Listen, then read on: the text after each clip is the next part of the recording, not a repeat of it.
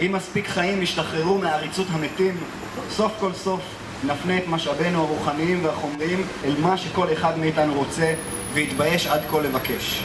חיים. חיים לנצח. ככלל, המתים מעולם לא הצטיינו בקלקול חייהם.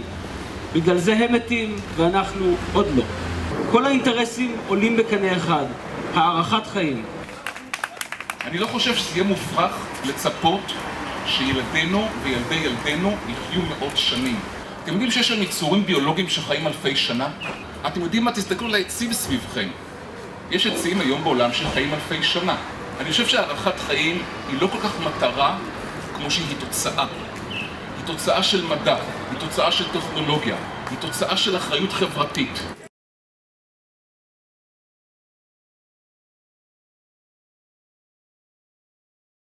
The main problem facing humanity over the next 40 years is the climate challenge. The resource problems, the food problems, the water problems, they will not become as damaging as will the climate challenge. Second most important problem is basically the poverty problem. You know, there will be much more poverty over the next 40 years than most people think. There will be large-scale, sustained poverty in the poor world, and there will be an increasing amount of poverty also in the rich world. Technology cannot solve some of the bigger problems. It cannot solve the greed, which has become so deeply embedded into many Western societies, this short-termism.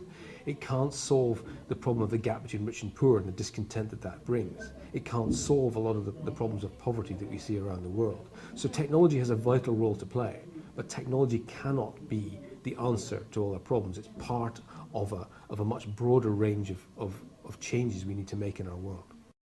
Because in the end, technology and economics and science are only tools. What drives them is the values, the beliefs, the commitment that you have, which makes you want to use them in a particular way. None of them have values in themselves. How do we get people, do they really care? How many people really care about their children and their grandchildren? If they don't, then all the technological fixes, all the economic policy fixes will come to naught. So I would say the journey that we have to begin on, and I feel I have to begin on, is the values fix, if you like, and not the technological fix and not the economic policy fix, although those are important. Don't misunderstand me. I am not saying we mustn't change our economic systems, but if we don't have the driver of what sort of world do we want, and what values do we attribute to that world, and how do we want to shape the world, how do we want to change course, the other stuff will fall in place. You are the change agents. You have to be the change agents.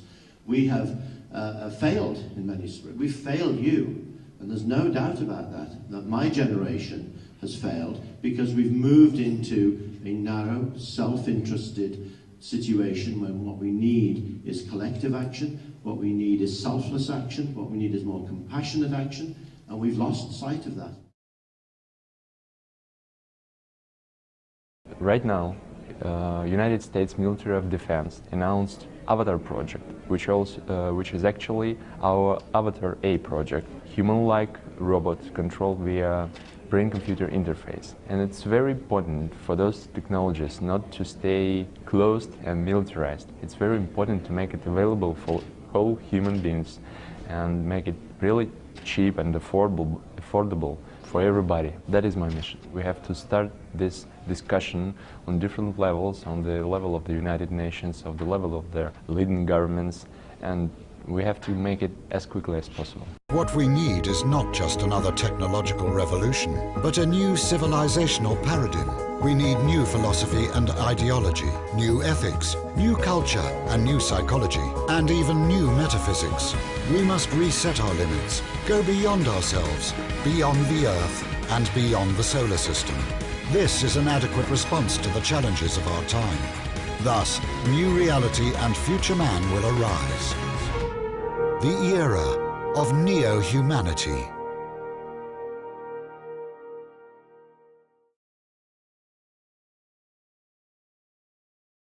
My plea is that the technologists and their financiers don't see only the developed world, the rich world, as their sole client, because there is a big market out there, and it is the market of the 5 or 6 billion people on planet Earth who are the have-nots today, who want to be the haves of tomorrow. They have a right to do that, and as they do so, they will become the clients, the consumers, the customers for these new technologies. So my plea is look to the poor world as well as the rich world in terms of where you believe your technologies will be relevant.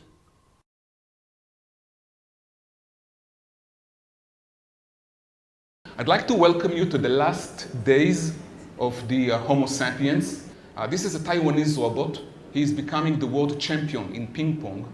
And now this is not just the ability to think, it's also the ability to move, the ability to play, the ability to do so many things, and we are going to lose that soon. יותר מהר ממה שאנחנו חושבים, יהיה שוב פיצול אבולוציוני. התחושה שלי, דרך אגב, שהפיצול הזה יהיה קשור לטכנולוגיה.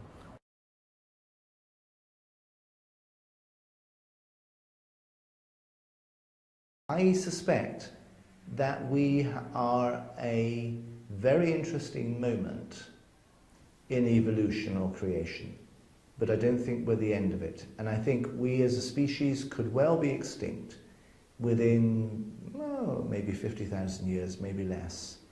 And will that mean that evolution or creation is meaningless? No. We should actually be helping to ensure that if we do disappear as a species, there are other species to take our place.